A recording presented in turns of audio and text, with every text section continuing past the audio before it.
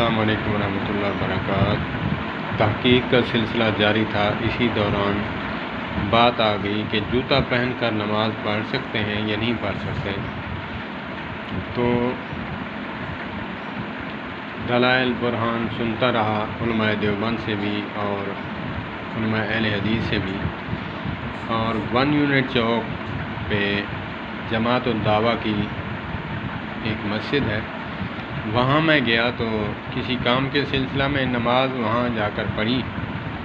तो वहाँ पे जूतियाँ जो हैं मस्जिद के अंदर पड़ी थी, सीधी बिल्कुल जैसे बंदा उतार के जाता है, फिर मस्जिद में ही पहन कर फिर रहे थे। तो मैंने देखा, बड़ी दिल को कोफ्त हुई कि यार बात ये है कि जवाज़ की हद तक, क्योंकि मौलाना मोहम्मद इलियास घुमन हफ़िज़हुल्लाह ताला का मैं बयान सुनता था। उन्होंने एक बयान में फरमाया था कि जूता पहनकर नमाज़ पढ़ने की भी जो है हदीस पाक मौजूद है।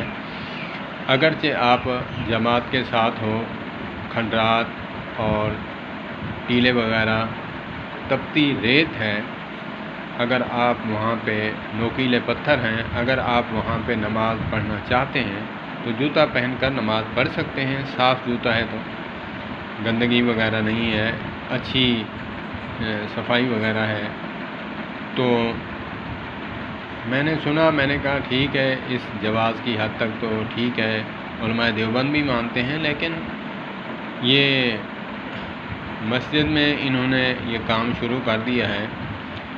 तो मैंने फिर एक आलिम दीन से पूछा, उन्होंने कहा कि ये मुजाहिद हैं, तो इसीलिए इनको तरबियत है कि जब जिहाद के लिए जाते हैं तो ये भी बताते हैं।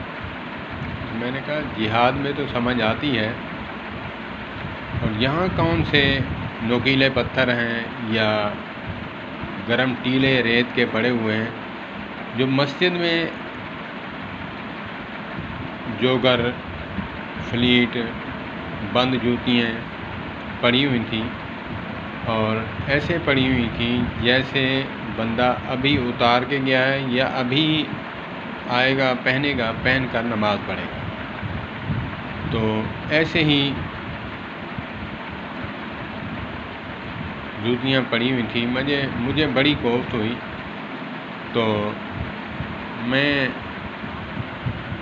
एक बात ज़रूर करूँगा कि एक आलिम दीन थे कराची में, तो मैंने देखा कि जुमा से पहले हर मुक्तदी के हाथ में कुरान पाक था, एक दूसरे को पीट करके बैठे हुए थे कुरान पाक को, जैसे लाइन में बैठा होता है बंदा। तो मैंने मौलवी साहब से नमाज के बाद पूछा, मेरे दिल को बड़ा दुख लगा कि ऐसा नहीं होना चाहिए।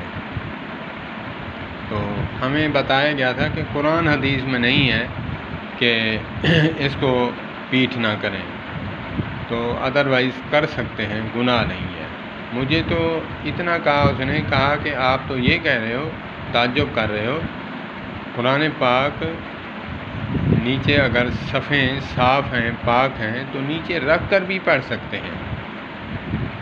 तो मैंने उनको अदबन कहा, मैंने कहा कि बात ये है कि मुझे ये बताएं कि दर्सगाह में आपके सामने 10 तलबा बैठे हैं, तो अगर एक तालिब इल्म आपको पीट करके बैठ जाए तो आप उसको क्या कहेंगे? मैं कहूँगा कि उस्ताद के अदब की खातिर और मुतवज्जे होकर बैठना ज़रूरी है।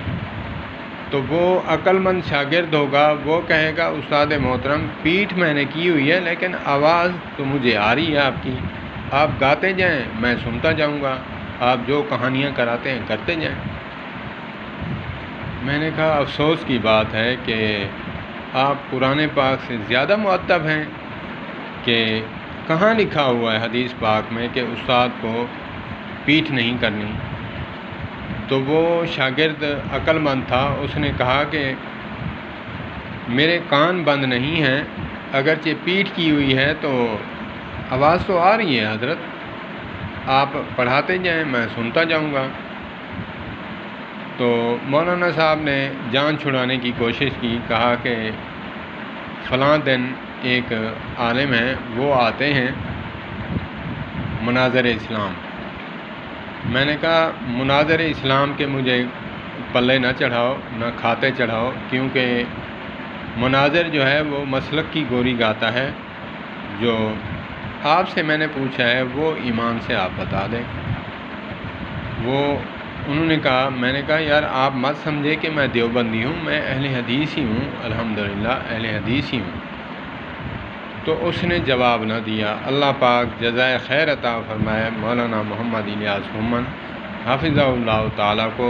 سننے کے بعد اللہ پاک نے ایسا وہابی علم عطا فرمایا کہ ہمیں تو انہوں نے تو سکھایا ہے کہ جی اگرچہ دلیل اپنے عالم کے بھی پاس نہ ہو تو ہم نہیں مانتے، کیونکہ ہم غیر مقلد ہیں۔ سکھایا تو انہوں نے ہے نا، تو جب یہی سکھاتے ہیں پھر ہم دلیل مانگتے ہیں تو آئیں بائیں شائیں کرتے ہیں، تو پھر ہم تو ایسے ہی کریں گے۔ تو اللہ پاک ہمیں سمجھ عطا فرمائے کہ جو چیز جواز کی حد تک ہے، بعذر مجبوری ہے، کھڑے ہو کر پیشاب کرنا حدیث پاک میں منع ہے، لیکن دوسری حدیث میں ہے، صحابی رسول فرماتے ہیں کہ فبال قائما، کہ آقا کریم علیہ الصلوۃ والسلام نے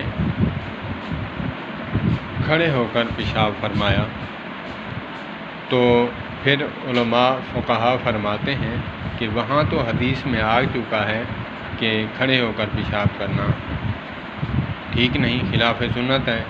تو پھر یہاں فقہا علماء اہل حدیث فرماتے ہیں کہ بیٹھ کر پیشاب کرنا معمول ہے، اور کھڑے ہو کر پیشاب کرنا اگرچہ حدیث آ گئی ہے تو بعذر مجبوری ہے، ایک مریض بندہ ہے، اس کی ٹانگ میں درد ہے یا پھر ٹانگ میں درد ہے، وہ بیٹھ نہیں سکتا، وہ بوتل خالی اٹھائے، اس میں کھڑے ہو کر پیشاب کر لے، تاکہ اس میں جو ہے چھینٹیں بھی نہ آئیں قدموں پہ، کپڑے بھی پاک رہیں۔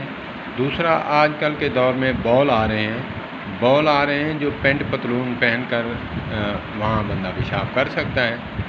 تو یہ بھی طریقہ ہے جو آج ٹیکنیکلی طریقہ ہے۔ تو اگر پرانا طریقہ دیکھیں تو مٹی کا ڈھیر دیکھیں یا پھر دیوار دیکھیں، دیوار کی اوٹ کھڑے ہو کر آپ پیشاب کر سکتے ہیں۔ مریض انسان ہے تو اس کے لیے تو اجازت ہے، ادروائز یہ معمول بنا کر کسی کا عذر نہیں لیکن معمول بنا لینا یہ حدیث پاک کے خلاف ہے۔ جیسے کھڑے ہو کر پانی پینا منع ہے اور بیٹھ کر پینا سنت ہے۔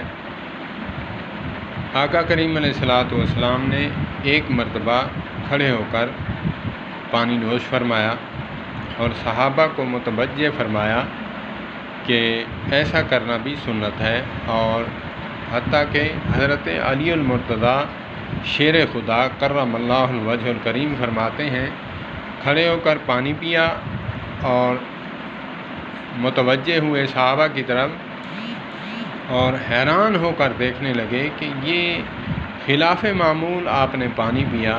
کہا کہ میں نے پیا بھی اس لیے ہے، یہ بھی سنت ہے۔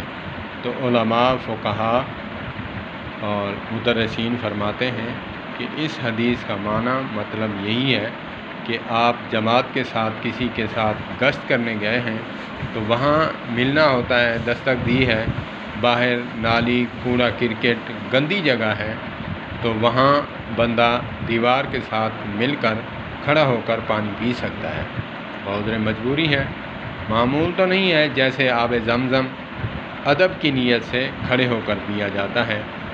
تو اسی طرح علماء فرماتے ہیں کہ اس کو جو پانی کھڑے ہو کر پینا، اب آپ ایسی جگہ مزدور آدمی ہے جو کام کرنے والے ہیں، جیسے سیپر ہیں، گٹروں پہ صفائی کرتے ہیں، اب وہاں گٹر میں کھڑے ہو کر تو وہ پانی نہیں پی سکتا، باہر نکلے گا پھر کھڑا ہو کے پی سکتا ہے۔ تو اگرچہ وہ مسلمان نہیں ہوتے، مسلمان بھی ہیں ایسے جو صفائی کرتے ہیں نالیوں کی، گلیوں کی، کوچوں کی، روڈوں کی، تو ان کے لیے ٹھیک ہے، وہ کھڑے ہو کر پی سکتے ہیں۔ جیسے مولانا محمد طارق جمیل حفظہ اللہ تعالیٰ نے ایک مرتبہ تقریر اور بیان کے دوران پانی منگوایا، کھڑے ہو کر پانی پیا اور کہا کہ میری طرف متوجہ ہو کر ایسے حیرت سے نہ دیکھو، یہ بھی آقا کریم علیہ الصلوۃ والسلام کی سنت ہے جو کبھی کبھی ادا میں کر لیتا ہوں۔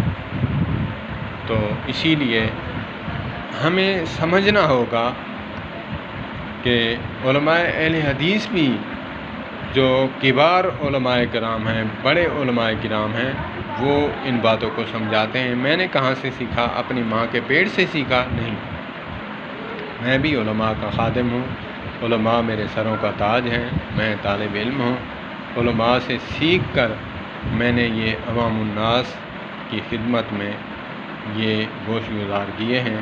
اللہ پاک مجھے بھی عمل کی توفیق عطا فرمائے، سننے والوں کو بھی میرا چینل وزٹ بھی کریں، سبسکرائب بھی کریں، لائک بھی کریں، شیئر بھی کریں۔ جزاکم اللہ خیر۔